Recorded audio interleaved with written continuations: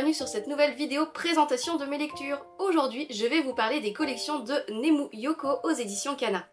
Nous avons New Love, New Life en 3 volumes, First Job, New Life en 4 volumes et Trapole en 4 volumes également.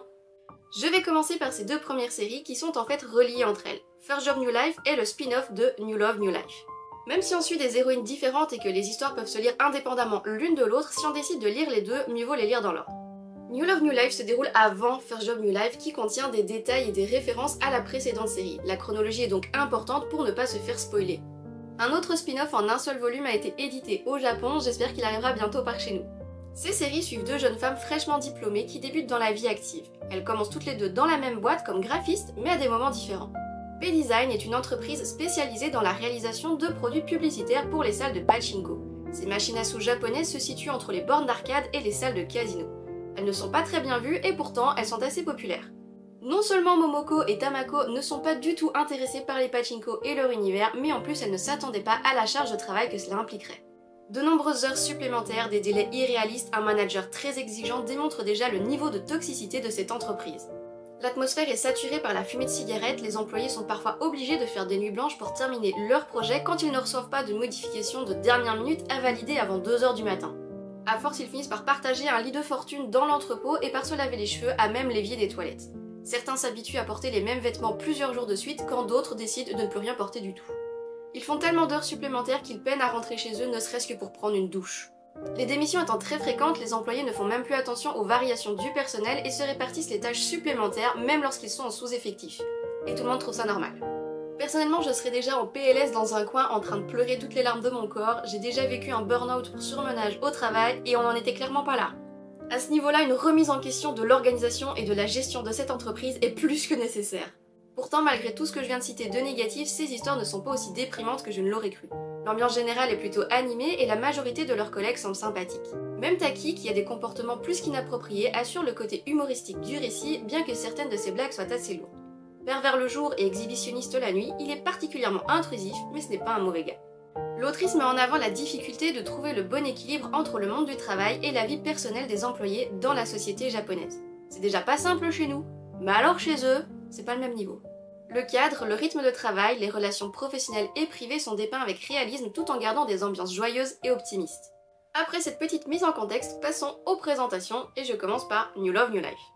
Fraîchement diplômée de son école de graphisme, Momoko rejoint sa première entreprise spécialisée dans la promotion des salles de pachinko. Elle qui rêve de devenir illustratrice et de s'épanouir dans la vie active voit ses illusions s'envoler face aux conditions de travail déplorables. Difficile de concilier vie professionnelle et personnelle quand la charge de travail dépasse l'entendement et que les heures supplémentaires font partie du quotidien. Tandis que son couple bat de l'aile, Momoko tente de s'habituer au rythme de l'agence tout en gardant à l'esprit la possibilité de démissionner. Quand Momoko débarque de la fac directement dans son nouveau job, elle est choquée de constater comment les choses se passent une fois que l'on est dans la vie active. Dépassée par la charge de travail et son environnement toxique, la jeune femme parle souvent de démissionner sans pour autant passer à l'acte. Sa lettre de démission est pourtant prête à être dégainée avant la prochaine situation critique, mais elle s'implique tellement dans ses tâches qu'elle refuse de tout quitter avant de les avoir achevées. Prise dans ce cercle vicieux, Momoko finit par s'habituer au rythme et aux tâches qui lui incombent, au point que son envie de tout quitter s'estompe progressivement. Momoko est une jeune femme motivée et énergique, mais elle est aussi très maladroite et facilement distraite. Du coup, elle fait beaucoup d'erreurs qui engendrent une énorme perte de temps qui elle-même se transforme en heures supplémentaires. Comme si la charge de travail n'était pas suffisamment importante, elle passe la moitié de son temps à réparer ses bêtises. Encore jeune et immature, Momoko n'a pas le sens des priorités et ne prend pas son travail au sérieux, du moins au début. Dès les premiers chapitres, sa relation de couple se dégrade. Momoko passe de moins en moins de temps avec Tamotsu, elle arrive souvent épuisée et profite plus de son lit que de son amoureux. Progressivement, ils s'éloignent l'un de l'autre par leurs occupations personnelles, à tel point que face à leur inévitable rupture, Momoko reste impassible. Ne se laissant pas abattre, elle décide de se consacrer entièrement à son nouveau job puisque c'est tout ce qui lui reste. Malgré la charge et les conditions de travail, Momoko prend quand même plaisir à travailler avec son équipe, aussi bizarre soit-elle. Ensemble, ils forment une joyeuse colocation de bureaux qui lui tient à cœur. D'ailleurs, si l'ambiance est aussi agréable, c'est également grâce à Tagaya, un employé d'un autre service avec qui la jeune femme passe toutes ses pauses déjeuner. Tagaya est un petit peu plus âgé, il est gentil, calme et rassurant. Avec lui, Momoko se sent apaisée et elle finit par en tomber amoureuse en espérant que cela soit réciproque. Ses amis de la fac et sa nouvelle collègue Mano la soutiennent dans ses déboires et compatissent avec la difficulté de rester féminine dans ces circonstances. Les intrigues sont assez simples, elles tournent surtout autour de sa démission et de son avancement amoureux. Il y a peu de profondeur et peu de développement, le passé des protagonistes n'est jamais abordé et les relations semblent assez superficielles. Entre désillusion et remise en question, on suit avec enthousiasme le quotidien mouvementé de la jeune femme. Les péripéties s'enchaînent rapidement et les conclusions sont parfois un peu trop faciles, mais c'est distrayant et vraiment sympa. Passons maintenant à son spin-off First Job New Life. Et je crois que je vais changer de tome parce que on a le même coloris. Ça me perturbe, je viens de le remarquer. Tamako se fait embaucher bien malgré elle dans une entreprise de design spécialisée dans la promotion des salles de pachinko. Pas du tout motivée, la jeune femme va pourtant trouver une raison de tenir bon, au moins pour les 6 prochains mois. Même si les conditions de travail sont loin d'être idéales, elle va apprendre le métier, progresser et trouver d'autres raisons de rester. En se faisant une place dans l'équipe, Tamako va se rapprocher de ses collègues et tomber amoureuse pour la première fois. Tamako est une jeune femme sérieuse et impliquée, même si elle n'apprécie pas plus que ça le milieu dans lequel elle est tombée. Bien qu'elle soit encore inexpérimentée, elle travaille dur et se montre déjà plus compétente que ne l'était Momoko à ses débuts. Mais contrairement à cette dernière, Tamako n'a que peu d'expérience au niveau des relations sociales. Plutôt banale physiquement, la jeune femme ne s'était jamais intéressée aux relations amoureuses jusqu'à ce qu'elle se rende compte de ses sentiments pour un de ses collègues. En plus de la pression toxique du travail, Tamako va subir les remarques déplacées et répétitives de ses collègues sur son manque de féminité au point que cela vire au harcèlement. Mais la jeune femme ne se laisse pas abattre, la vie des autres ne l'intéresse pas et elle n'a pas du tout l'intention de changer pour leur plaire. C'est à travers sa personnalité qu'elle se démarquera au point de faire changer d'avis les personnes qui la critiquaient. En tant que nouvelle recrue, Tamako partage son temps entre son stage dans une salle de pachinko et son travail à l'agence de design. On découvrira alors une autre facette de leur travail sur le terrain, mais aussi sur le milieu avec lequel ils traitent. La jeune femme y fera de bonnes et de mauvaises expériences, mais aussi de nouvelles rencontres sur lesquelles certains chapitres vont s'attarder. Miyashita et Akio sont les personnages secondaires qui accordent le plus d'importance à l'apparence. Miyashita aime les jolies filles, mais il est souvent déçu de leur personnalité. C'est le cas d'Akio, une magnifique jeune fille qui se montre odieuse avec Tamako par simple jalousie. Les deux ont des défauts qui les rendent terriblement imparfaits, humains et attachants. Bien entendu, on retrouve dans l'équipe principale Wajima, le manager colérique, Taki, l'exhibitionniste, une Momoko toujours aussi distraite, Domoto, Mano et Tanabe. Avec un peu plus de développement au niveau des personnages et des situations, une légère profondeur s'installe. On va accorder plus d'importance à la situation amoureuse compliquée de Tamako, même si encore une fois certaines conclusions sont un peu trop faciles et rapides à mon goût. D'ailleurs, d'autres intrigues sont totalement laissées sous le tapis, qu'elles soient romantiques ou professionnelles. Comme quand Momoko évoque encore son rêve de devenir illustratrice mais pour lequel elle ne se bat pas, ou quand Tamako dénonce toutes les difficultés du job qui provoquent des démissions justifiées et pour lesquelles rien n'est mis en place pour y remédier. Les graphismes des deux séries sont fondamentalement les mêmes sans amélioration distincte. Le style est plutôt simple et frais, aux ambiances conviviales et animées qui lui donnent beaucoup de peps avec de nombreuses scènes ou commentaires hilarants. Les traits sont fins, les planches sont épurées et le cadrage souvent divisé en cases rectangulaires fait penser au Yonkoma avec un aspect plus moderne et dynamique.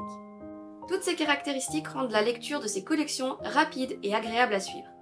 J'ai été agréablement surprise par ces lectures, je me suis vraiment sentie entraînée par le quotidien mouvementé de ces jeunes femmes au point que je les ai lues d'une traite, donc j'ai attribué à New Love New Life la note de 14 sur 20 et à First Job New Life la note de 15 sur 20. Même si ces histoires restent assez simples, l'ambiance joyeuse malgré le cadre toxique et l'humour m'ont séduite. Passons maintenant à sa dernière collection qui est aussi ma préférée des trois. On est d'accord qu'elle respire la joie de vivre ou pas? Si la dépression pouvait être dans une seule image, ce serait celle-là je pense. Haruko, 29 ans, voit sa vie basculer le jour où son fiancé Kenta lui annonce vouloir annuler leur mariage car il est tombé amoureux d'une autre. Bien qu'elle tente de faire bonne figure, travailler dans la même boîte que son ex et sa nouvelle copine la bouleverse totalement. Quand un ancien camarade de lycée lui propose de fuir sa situation à Tokyo et de travailler dans son restaurant, la jeune femme trouve l'idée aussi absurde que séduisante. C'est avec beaucoup d'espoir qu'Haruko part pour la capitale afin de prendre un nouveau départ. Malgré le soutien de ses amis et de sa famille, Haruko a le sentiment d'avoir touché le fond et de ne plus pouvoir respirer dans sa petite ville natale. Ses projets se sont effondrés avec elle, ses perspectives d'avenir sont floues et l'idée de fuir au loin est beaucoup trop tentante. La jeune femme décide donc de repartir à zéro pour remonter la pente dans cette nouvelle ville où personne ne la connaît. Arrivé à Tokyo, Asano, son camarade, l'aide à s'installer au-dessus du restaurant dans lequel il l'embauche, le temps de se lancer. Attentionné et chaleureux, le patron est toujours là pour la réconforter. Alors qu'Haruko cherche à oublier Kenta dans les bras de son amie, une de ses collègues, Kaneko, ne voit pas cette situation d'un bon œil. Et elle ne sera pas la seule à critiquer les décisions d'Haruko. Cette dernière passe sans cesse pour une adulte irresponsable sans prendre en compte ses sentiments et les circonstances qui l'ont menée à faire des choix désespérés. Malheureusement pour Haruko, qui pensait qu'elle ne pouvait pas tomber plus bas, se rend compte qu'il est possible de s'enfoncer encore plus. Du premier chapitre à la fin du 4e volume, la jeune femme enchaîne les situations catastrophiques. Certaines d'entre elles sont accidentelles et d'autres sont volontairement cruelles et sincèrement, j'ai eu beaucoup de peine pour elle. Haruko est peut-être maladroite et naïve, mais elle ne méritait pas tout ce qui lui est arrivé. Elle n'a pas un fort caractère et pourtant je l'ai trouvée très courageuse. Oui, elle n'est pas très débrouillarde, elle a souvent besoin d'aide et qu'on lui laisse le temps de gérer ses émotions, mais je me suis énormément attachée à elle parce qu'elle est humaine et qu'elle essaye de s'en sortir malgré tout. Même si elle hésite, titube et trébuche, elle continue de se relever. À travers ses péripéties, Haruko fera la connaissance d'Ayumu et de son groupe de théâtre un peu loufoque. Grâce à ce groupe haut en couleur, la jeune femme va découvrir une autre manière de vivre et de profiter de la vie plus intensément. Légèrement égocentrique, Ayumu est curieuse de tout et s'amuse d'un rien. Elle et ses amis vont apporter un grain de folie et d'amusement, même aux situations les plus délicates. Sa philosophie va chambouler Haruko plus d'une fois et lui faire prendre conscience de ce qui est réellement important. La patte graphique de l'autrice m'a une nouvelle fois charmée. On y retrouve son style dynamique, des planches épurées et des traits plus élégants. J'ai particulièrement été touchée par les quelques métaphores visuelles qui apportent une touche d'originalité et de la profondeur au sentiment de l'héroïne. Les scènes de sexe sont également importantes puisqu'elles donnent une autre dimension au besoin de toucher et d'être touché par quelqu'un. Dans sa détresse amoureuse, Haruko cherche du réconfort pour combler le vide qu'elle a en elle. Le rapprochement de deux âmes meurtries par leur chagrin d'amour n'est pas la meilleure base pour commencer une nouvelle relation, mais leur besoin d'être aimé en retour est si pesant qu'il devient difficile pour eux de vivre sans. Après une grosse prise de conscience, la jeune femme va travailler sur elle-même et reprendre sa vie en main progressivement. Il se passe beaucoup de choses en seulement 4 volumes et pourtant le rythme est plutôt bon. Assez soutenu pour nous tenir en haleine et assez lent pour nous permettre de comprendre les sentiments d'Haruko et de s'attacher à elle.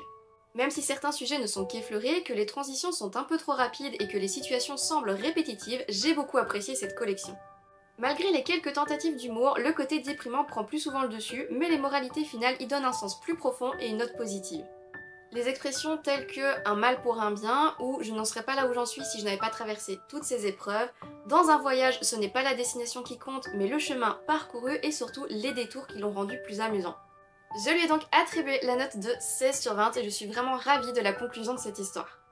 Je vous cache pas que ces 3 collections m'ont un petit peu miné le moral, certaines situations font écho à celles que j'ai vécues et qui m'ont traumatisée, donc j'ai peut-être un certain affect pour ces collections et c'est peut-être pour ça aussi que je les ai aimées, je ne sais pas. Mais les notes amusantes et positives présentes ont réussi à adoucir l'ambiance de sorte que je puisse profiter de ces histoires intéressantes, distrayantes et finalement tellement réalistes. Pour celles et ceux qui ne seraient pas intéressés d'acheter ces collections mais qui sont tout de même intrigués de savoir ce qui s'est passé pour notre héroïne, et je vais tout vous raconter dans la partie spoiler. J'ai pas pris de notes donc ça risque d'être un petit peu fouillis, mais c'est juste que j'avais envie d'en parler avec vous parce qu'il y a des trucs qui m'ont mis tellement trauma. Donc au tout début de l'histoire, on est partagé entre deux situations, celle où Haruko revoit ses copines de lycée pour voir un petit peu leur avancement, ce qu'elles sont devenues depuis 10 ans, et de l'autre côté, la scène de séparation avec son fiancé. Là où les filles sont en train de discuter de leur avancement dans leur vie, de leur carrière, dans leur famille et le futur mariage d'Haruko, de l'autre côté, son fiancé lui annonce qu'il est tombé amoureux d'une autre et il lui rend le carnet d'épargne qu'ils avaient fait en commun pour financer leur mariage, ce que je trouve quand même relativement correct par rapport à ce qu'il a fait. Certes il l'a trompée, il la quitte un mois avant le mariage, mais il lui rend quand même la thune. Là pour le coup, je veux dire, c'est pas un si mauvais gars que ça. Du coup elle est complètement dépassée parce que devoir travailler avec lui et avec Satomi de la compta qui travaille dans les mêmes bureaux qu'eux, je m'en doute bien que c'est pas une simple petite peine d'amour. Elle est quand même restée 5 ans avec ce mec là, 8 ans dans cette même entreprise. Tout quitter c'est assez difficile, assez compliqué à mettre en œuvre, mais elle a quand même le courage de se dire je veux autre chose, j'ai pas envie de vivre comme ça avec eux, avec cette ambiance où tout le monde sait ce que j'ai vécu, que tout le monde sait que je me suis fait larguer juste avant le mariage, on a de la peine pour moi, j'ai pas envie de vivre ça, je me casse. Donc elle se casse pour rejoindre Asano qui est un ancien camarade de lycée mais dont elle avait vaguement entendu parler, elle n'était pas particulièrement proche de ce mec là. Il a ouvert un restaurant brésilien à Tokyo et donc elle va s'installer au-dessus de ce restaurant, travailler dans le restaurant en attendant de se lancer et elle va commencer à avoir une liaison avec ce mec là. Et là où elle est chargée vraiment de toutes ses émotions, c'est qu'elle porte sa colère, sa tristesse, vraiment littéralement elle les porte et elle s'en décharge une fois qu'elle fait l'amour avec Asano, donc elle se rend compte qu'elle arrive un petit peu à se changer les idées. C'est pas forcément la meilleure méthode mais je ne critique pas, donc vraiment si au moins ça lui permet de lâcher prise et de se sentir mieux, tant mieux pour elle. Donc elle se libère de ses émotions négatives. Mais dès qu'elle commence à se faire critiquer par Kaneko et ses autres collègues, tout de suite ses émotions négatives reprennent le dessus. Alors Kaneko, mais cette chienne là... À la fin du tome 1, on a un énorme plot twist où la femme d'Asano débarque pendant le rebat, la fout dehors à poil. Alors je vais peut-être lancer un débat, mais la phrase que la femme de Asano a dit à Haruko m'a quand même un petit peu choquée. Alors peut-être que je prends la défense d'Haruko qui finalement s'est trompée sur Asano, elle ne lui a jamais demandé s'il était en couple ou non. Alors est-ce qu'il faut le demander, croire la réponse, est-ce que ça va vraiment changer quelque chose finalement si elle lui avait demandé s'il était célibataire et qu'il lui avait dit oui? Bah elle le croit et on serait quand même retrouvé là. Donc l'un dans l'autre, c'est surtout la faute d'Asano qui n'a pas mis les choses au clair directement avec Haruko en disant qu'il était marié, que c'était une relation adultère. Et c'est surtout lui qui a pris les devants, qui a commencé à draguer et à toucher Haruko. Et elle qui était déjà fragile à la base, bah elle s'est laissée entraîner là-dedans. Donc est-ce que c'est vraiment de sa faute? Je dis pas qu'elle n'est pas responsable de ça, mais pour le coup, taper toutes les responsabilités sur Haruko, bah moi je l'ai pas bien vécu quoi. Je me suis dit mais mon dieu la pauvre c'est pas de sa faute, elle ne savait pas, elle s'est fait autant avoir que la femme bafouée finalement. Mais que la femme la foute dehors, que son mari lui il soit en un seul morceau et certainement pas tout nu dans la rue, que ce soit une jeune femme qui se retrouve à Tokyo en plein milieu de la nuit à poil, mais... Enfin, mais quoi? Mais c'est un petit peu extrême, laisse-la au moins se rhabiller, prendre ses affaires. Non, l'autre, elle la fout dehors, comme ça. Et je me dis, dur. Et c'est à ce moment-là qu'elle se dit, je pensais pas pouvoir tomber plus bas que ça. Et bien finalement, j'ai réussi à creuser encore plus bas. Donc vraiment, je me suis dit, la pauvre, la pauvre. Et Asano, on va plus en entendre parler. Il va pas présenter d'excuses, c'est pas lui qui va assumer la faute, c'est pas lui qui va rendre ses affaires à Haruko. Donc vraiment, lui, rien du tout. Et c'est Kaneko qui a dénoncé la liaison d'Haruko et d'Asano. Plutôt que de lui poser un ultimatum, que ce soit à Asano ou à Haruko en lui disant voilà, il est marié, si tu lui dis pas, je le fais. Direct, elle va balancer à la femme d'Asano parce qu'elle-même est amoureuse d'Asano mais qu'elle ne tentera jamais rien. Du coup, elle va pourrir Haruko. Là, franchement, j'ai trouvé... C'est une vipère. Dites-moi ce que vous en pensez, mais moi j'ai trouvé ça tellement mesquin en fait. Je me suis dit mais la pauvre, tu crois pas qu'elle a déjà assez souffert comme ça? Non, tu vas l'enfoncer encore plus. Et en plus, elle se retrouve à poil, donc franchement, waouh, Kaneko, grosse connasse.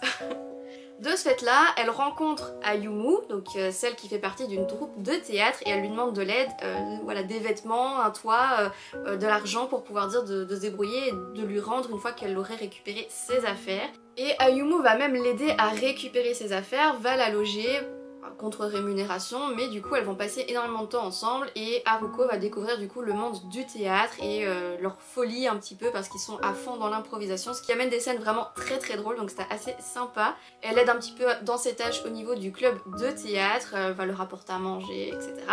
Et dans ce petit groupe, eh bien il y a un garçon qui s'appelle Maki qui est fou amoureux d'Ayumu, mais Ayumu ne ressent pas du tout la même chose pour lui, il le considère juste comme un ami.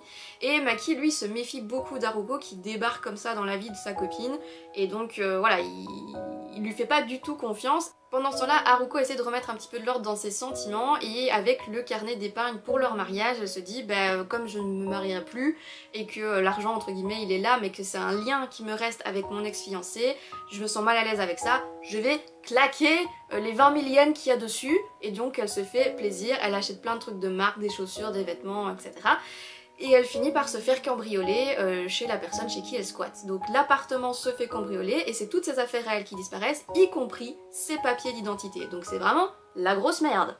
De cette situation, ils ne peuvent plus vivre dans l'appartement d'Ayumu puisque la serrure a été forcée. Donc Ayumu en profite pour se rapprocher d'un autre garçon de sa troupe de théâtre. Et Haruko, elle n'a pas d'autre endroit où aller et c'est Maki qui lui propose de l'embaucher dans le bar dans lequel il travaille.